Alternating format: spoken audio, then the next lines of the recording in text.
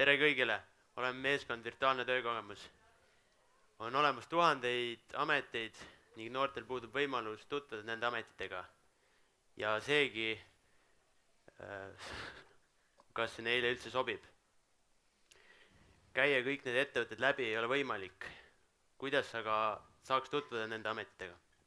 Me filmime koostöös mitmete ettevõtetega üles nende töötajate tööpäevad ning monteerime need lühikesteks videoklippideks. Helistame ettevõtetesse ja lepime kokku sobiva ja hiljem aga räägime reklaamide teemadel, et nad saaksid enda ametit propageerida või hiljem kutsuda ka mõni huviline kohale, kui neil mõni ametikoht vaba on.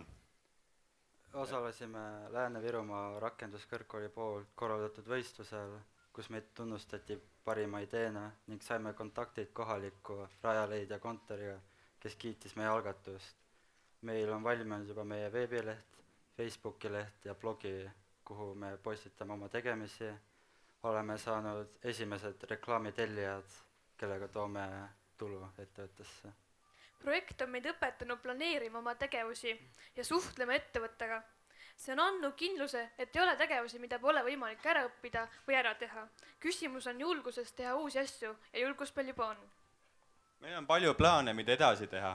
Kui peamiseks ülesandeks on meil see, et suhtleme ettevõtetega edasi ja loome rohkem atraktiivseid videosi, mis tutvustaksid videosi.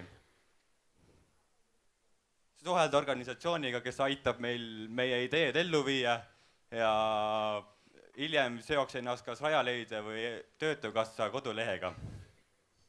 Oleme saanud paljudelt inimestel tagasisidet ja loodetakse näha meid tegutsemas. Seda kinnitas ka Turev-uuring.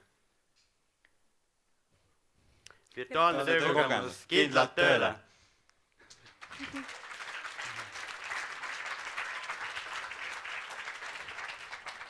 Žürii küsimused, palun.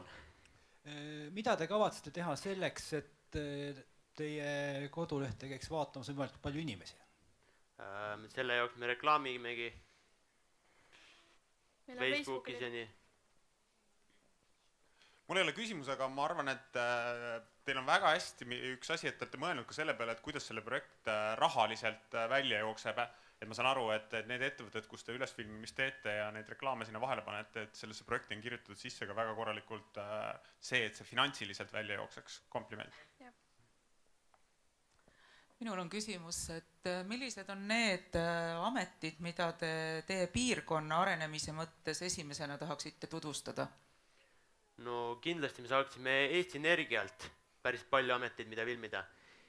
Ja olekski kohalik tegevus. Valmis on meil kahjuks juba õmblusvideo, treiali video, diivani montaaž, kokk ja DJ. Mul on üks küsimus, et milline neist videodest oli kõige toredam filmine? Diivani montaaž kindlasti. Et miks? Seal oli kõige rohkem siukseid erinevaid tegevusi ja asju, et ei olnud väga siuke rutiinne või nii. Meil on siin pool ka žüriilt küsimusi. Mitme ettevõttega te olete siiamaani koostööd teinud? Reklaami on meil tellitud 5 ettevõttelt ja videosid oleme ka teinud 5 ettevõttes. Kas olete valmis ka ekstreemtingimustes töötama, no näiteks minema filmima kaevurit maa alla? Igal juhul. Igal juhul. Siin alles sai töötada ka sellega, et kui ta automaalrit filmida, et see värvitolm rikub kaamerat. Kas on meil küsimuse soovi? Kas natukene konflikti ei teki siin, et kui ühelt poolt tahavad inimesed teada saada, missugune see töö päriselt on ja teiselt poolt tahavad ettevõtted näidata ennast õudselt kihtidena ja hästi ilusast küljest, et kas siin natuke konflikti ei teki? Me arvan, et ei teki. Siiani pole tekkinud. Mul on selline küsimus, et te ütlesite, et probleemiks on see, et noortel puudub reaalne töökogemus, aga teiselt poolt ma saan aru, et need videod on mõeldud selleks, et tutvustada. See siis ei lahenda ju seda probleemi, mis te välja olete toonud.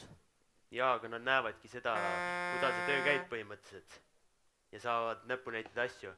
Me kindlasti lisame videodele ka selgitused, et mis toimub ja nii, ja ka selle ameti tutvustused juurde.